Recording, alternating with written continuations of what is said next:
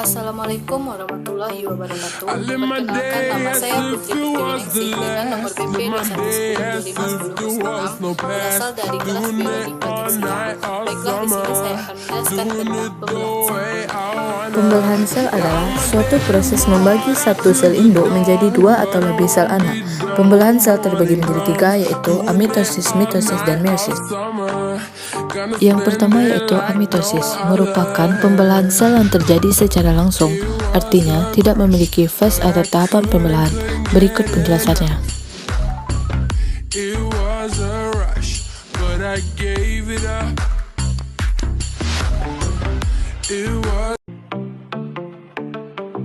I live my day as if it was the last. Live my day as if there was no past. Contoh amitosis pada bakteri.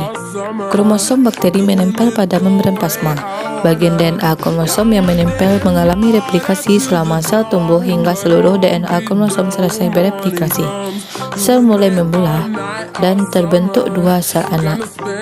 Yang kedua yaitu pembelahan mitosis, adalah peristiwa pembelahan sel yang menghasilkan dua sel anak dengan jumlah kromosom yang sama seperti sel induknya. Berikut penjelasannya.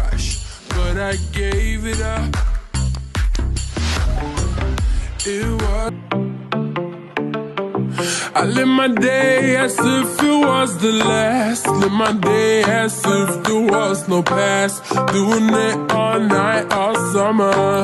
Terdapat 4 fase mitosis, yaitu profase, metafase, anafase, dan telofase. Tapi sebelum keempat fase ini dimulai, ada yang namanya fase pendahuluan atau fase interfase. Berikut penjelasannya. Gonna spend it like no other. It was a crush, but I couldn't get enough. It was a rush, but I gave it up. It was I live my day as if it was the last. Live my day as if Proses pembelahan mitosis. Yang pertama yaitu profase.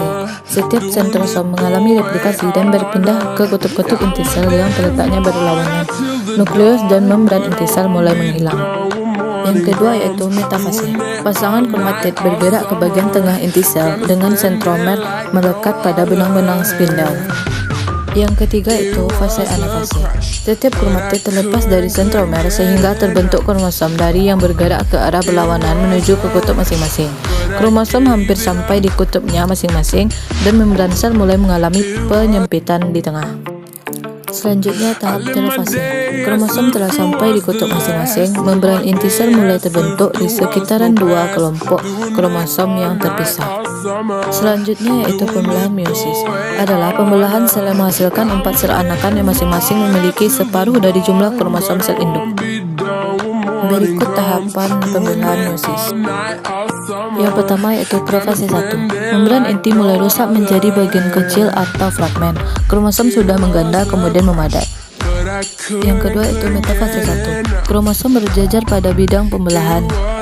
Selanjutnya, kromosom bergerak menuju ke kutub-kutub yang berlawanan. Selanjutnya, kromosom homolog memisah dan bergerak ke kutub-kutub yang berlawanan.